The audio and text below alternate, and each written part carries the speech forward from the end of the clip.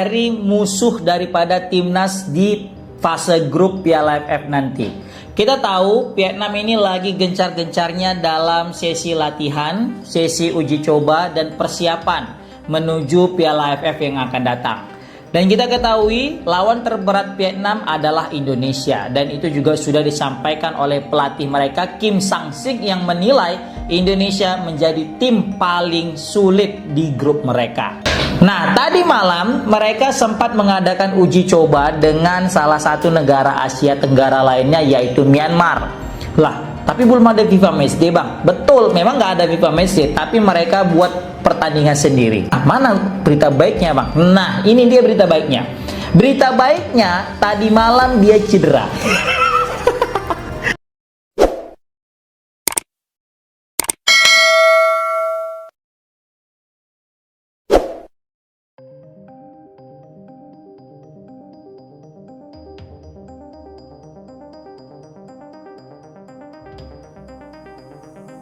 Hanya berani lawan tim lemah, Vietnam dikritik habis-habisan jelang hadapi Indonesia.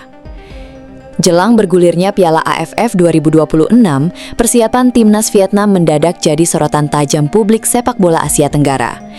Usai menggelar laga uji coba melawan Myanmar yang berakhir dengan kemenangan telak 4-0, bukannya mendapat pujian, skuad asuhan Kim Sang-sik justru dibanjiri cibiran dari para pengamat dan netizen. Krisis Vietnam menuju Piala AFF 2026. Persiapan Vietnam menuju Piala AFF 2026 kini berada di titik nadir yang tidak pernah dibayangkan sebelumnya. Di saat rival-rival regional, terutama Indonesia, sedang mematangkan strategi dengan skuad yang relatif utuh, Vietnam justru terjebak dalam pusaran masalah internal. Apa yang seharusnya menjadi fase krusial untuk memantapkan formasi, justru berubah menjadi narasi tentang krisis kebugaran dan blunder manajemen beban kerja pemain. Kita bahas yang uji coba dahulu. Banyak pihak menganggap pemilihan Myanmar sebagai lawan tanding merupakan langkah cari aman yang tidak mencerminkan level sesungguhnya dari calon lawan-lawan berat di fase grup. Vietnam dinilai sengaja menghindari tim yang memiliki intensitas tinggi agar bisa memoles taktik tanpa tekanan berarti. Vietnam seperti sedang membangun kepercayaan diri semu, ungkap salah satu pengamat sepak bola lokal. Melawan tim yang berada jauh di bawah level mereka hanya akan memberikan gambaran yang menyesatkan. Ini benar-benar membuat pendukung tim lain geleng-geleng kepala. Kritik pedas tidak tahu malu pun mulai berseliweran di media sosial. Para kritikus menilai mentalitas ini justru berbahaya bagi Vietnam. Mengapa? Karena ketika mereka harus berhadapan dengan lawan sesungguhnya, terutama timnas Indonesia yang memiliki gaya main cepat dan agresif pada 3 Agustus mendatang, perbedaan level intensitas tersebut bisa menjadi bumerang fatal.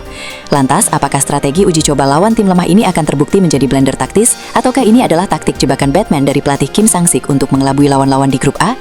Satu yang pasti, panasnya tensi jelang pertemuan Indonesia-Vietnam kini semakin mendidih. Publik kini menanti, apakah pemanasan melawan tim lemah ini cukup untuk menahan gempuran Garuda, atau justru Vietnam akan menanggung malu di laga pembuka yang sesungguhnya?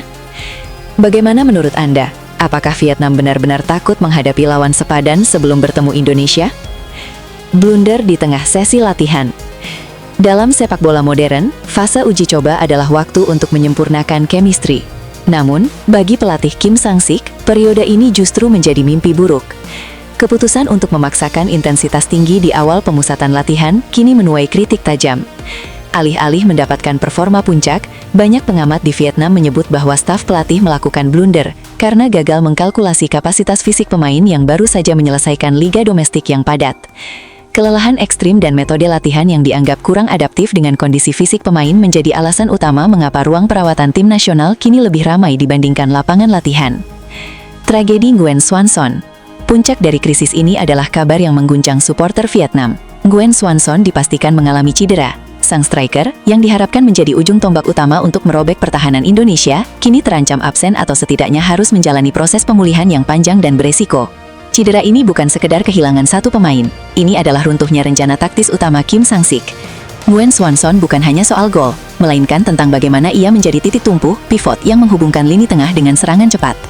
Kehilangannya memaksa pelatih untuk merombak total skema permainan, sebuah langkah yang sangat beresiko dilakukan tepat di depan mata kompetisi.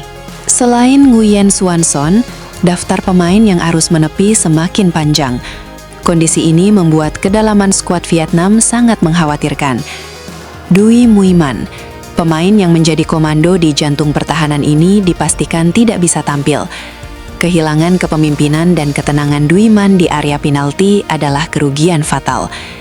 Huat Van Kang, motor serangan di sisi sayap ini harus dipulangkan karena masalah otot yang tak kunjung membaik. Lee Ngoc Bao, sektor pertahanan semakin rapuh dengan absennya pemain yang diproyeksikan mengisi kekosongan saat rotasi dilakukan. Ancaman nyata jelang duel versus Indonesia. Pertandingan melawan Indonesia pada 3 Agustus 2026 di Stadion Pakansari bukan sekedar laga fase grup biasa. Ini adalah pertarungan gengsi. Dengan kondisi Vietnam yang compang-camping, Indonesia tentu berada di atas angin. Bagi skuad Garuda, ini adalah celah emas untuk menuntaskan ambisi mereka. Namun bagi Vietnam, krisis ini justru menjadi ujian mentalitas. Kim Sang-sik kini berada di bawah tekanan besar untuk membuktikan bahwa timnya lebih besar daripada sekedar nama-nama yang cedera.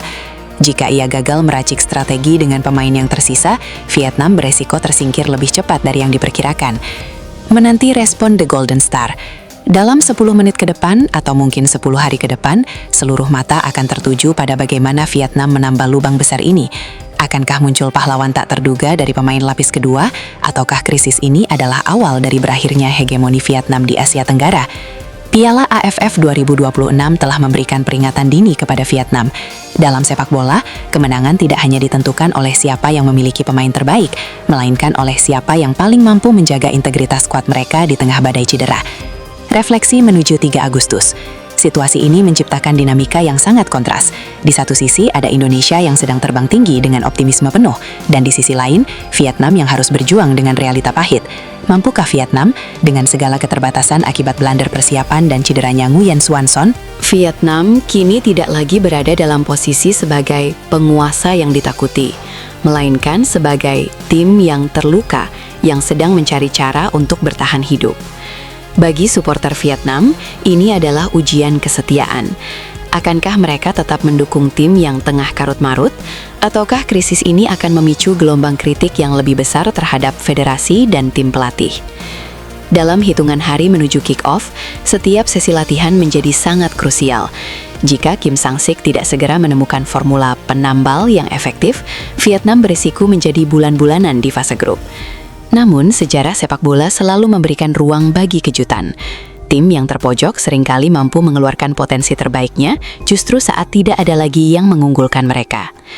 Pertanyaannya sekarang bukan lagi tentang siapa pemain terbaik yang absen, melainkan bagaimana Vietnam akan menjawab tantangan ini dengan sisa tenaga yang ada. Apakah mereka akan bangkit dengan semangat gerilya untuk mencegah lawan-lawannya, atau justru krisis ini menjadi akhir dari perjalanan panjang mereka di edisi Piala AFF tahun ini? Bagaimana menurut Anda? Apakah dengan kondisi yang sedang compang-camping ini, pelatih Kim Sang-sik sebaiknya mengubah total gaya permainan Vietnam menjadi lebih pragmatis, atau justru harus tetap mempertahankan identitas sepak bola menyerang mereka?